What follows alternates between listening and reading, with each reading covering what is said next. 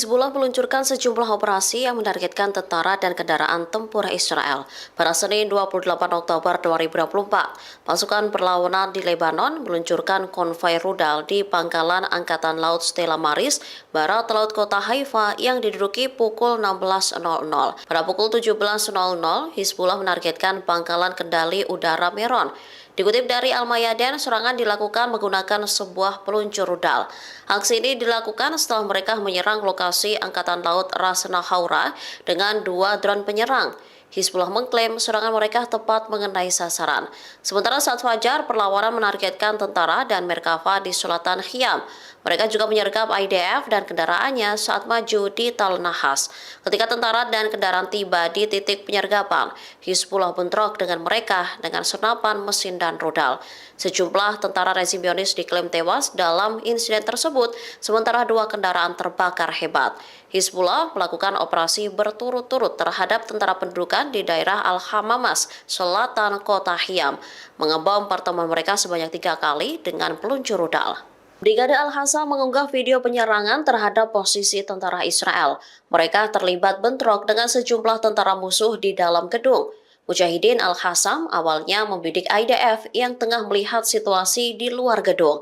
Tentara rezim Zionis tersebut tak sadar jika posisinya telah diintai perlawanan. Selanjutnya, Brigade Al-Hassam menyasar mereka dengan peluru TBK di timur Jabalia di jalur Gaza Utara.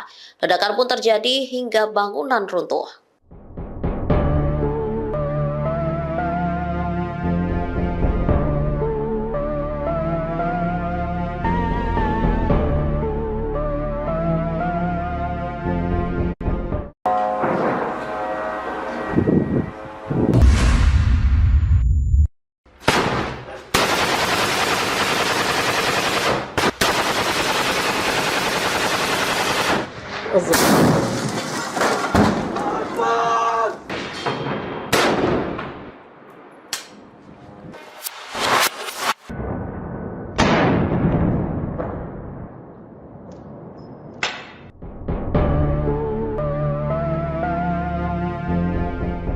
Dalam beberapa hari terakhir, bentrok antara pasukan perlawanan Hizbullah dengan tentara Israel terus meningkat. Bahkan jumlah kematian di antara pasukan pendudukan terus bertambah, mencapai lebih dari 50 orang. Dikutip dari Al-Mayadin, sejak dimulainya konfrontasi darat, 90 tentara Israel dilaporkan terbunuh. Sementara lebih dari 750 orang terluka di antara perwira dan tentara pendudukan. Diumumkan juga bahwa 38 tank Merkava, 4 bulldozer militer, sebuah Hummer, sebuah kendaraan lapis baja, dan sebuah pengangkut pasukan dihancurkan selama konfrontasi darat. Dipastikan bahwa sejak dimulainya konfrontasi darat, 3 drone Hormuz 450 dan 1 drone Hormuz 900 telah ditembak jatuh. Menurut Hizbullah, penghitungan ini tidak termasuk kerugian yang diderita pendudukan di pangkalan, lokasi, barang militer, dan permukiman. Saat konfrontasi darat, IDF disebut mencoba memasuki wilayah Lebanon. Namun tentara pendudukan tak mampu memperketat kendali. Alhasil, IDF tak bisa menduduki desa manapun di garis depan.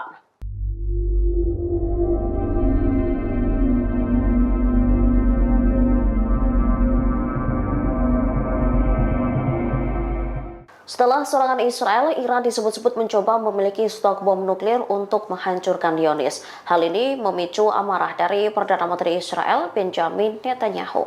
Pada Senin 28 Oktober 2024, Netanyahu menyebut Iran berusaha mengembangkan stok bom nuklir yang bertujuan untuk menghancurkan Israel. Stok bom nuklir tersebut termasuk dilengkapi dengan rudal jarak jauh hingga rudal antar benua. Dengan senjata-senjata tersebut, Tehran dinilai bisa mengancam dunia kapan saja. Oleh karenanya, menurutnya, menghentikan program nuklir Iran merupakan hal utama yang harus segera dilakukan pihaknya.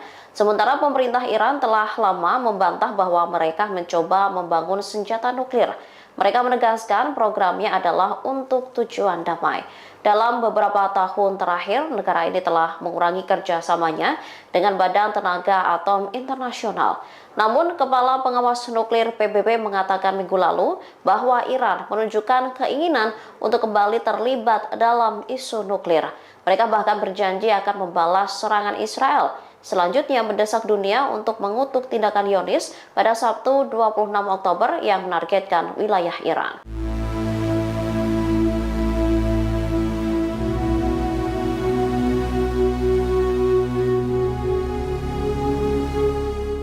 Israel meluncurkan serangan besar-besaran menargetkan wilayah Iran pada Sabtu 26 Oktober 2024. IDF disebut-sebut mengerahkan lebih dari 100 pesawat dan menempuh perjalanan sejauh 2.000 km.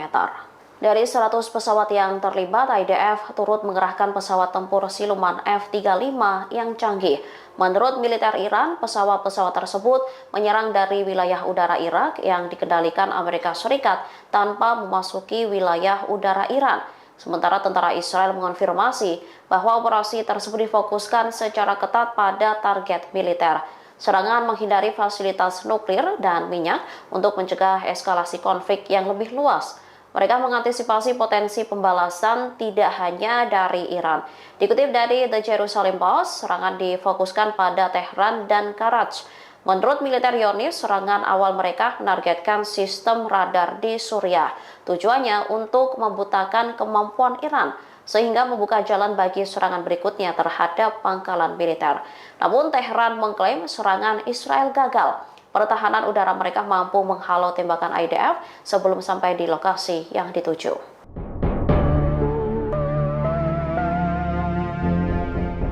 Amerika Serikat disebut telah berbohong dan tak memenuhi janji mereka. Semula Washington berjanji untuk mengamankan gencatan senjata di Gaza sebagai imbalan atau sikap menahan diri Iran. Namun Amerika Serikat malah disebut-sebut membantu serangan Zionis. Dikutip dari Tribunnews.com, Presiden Iran Masoud Pezeshkian mengutarakan kekecewaannya terhadap Amerika Serikat. Dirinya menegaskan negaranya tidak menginginkan perang, namun mereka akan menanggapi dengan tepat serangan Israel yang diluncurkan pada 26 Oktober terhadap Iran. Menurutnya, Amerika Serikat telah mendorong Israel untuk melakukan kejahatan. Padahal awalnya Washington berjanji untuk mengakhiri konflik jika Teheran mau menahan diri untuk tidak menyerang Israel. Akan tetapi menurut Pezeshkian, janji tersebut diingkari oleh Amerika Serikat sendiri. Suksesor Ibrahim Raisi ini juga mengkritik tindakan para pendukung Israel, khususnya Amerika Serikat, yang mengaku memperjuangkan hak asasi manusia dan kebebasan. Namun mereka bungkam saat melihat pembantaian yang dilakukan Zionis terhadap warga Gaza. Oleh karenanya dirinya berjanji akan menanggapi serangan Zionis untuk membela hak-hak warganya.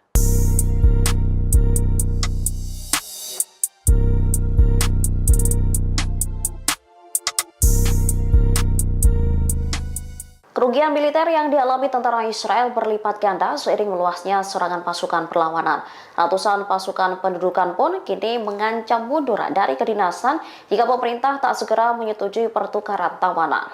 Lebih dari 140 tentara cadangan rezim Zionis telah menandatangani surat yang ditujukan kepada Benjamin Netanyahu, yaitu Perdana Menteri rezim Zionis, dan Yoav Gallant, Menteri Perang rezim Zionis. Mereka mengancam akan keluar dari dinas ketentaraan. Aksi ini akan dilakukan jika pemerintah tak segera melakukan pertukaran tahanan dengan Hamas. Tak hanya itu, mereka juga meminta agar tentara yang ditangkap segera dikembalikan. Beberapa tentara ini menyatakan bahwa mereka telah mencapai titik amarah dan memutuskan untuk menghentikan dinas mereka. Tentara Israel sendiri mengumumkan bahwa jumlah pasukannya yang tewas mencapai 898 orang dalam operasi Banjir Al-Aqsa.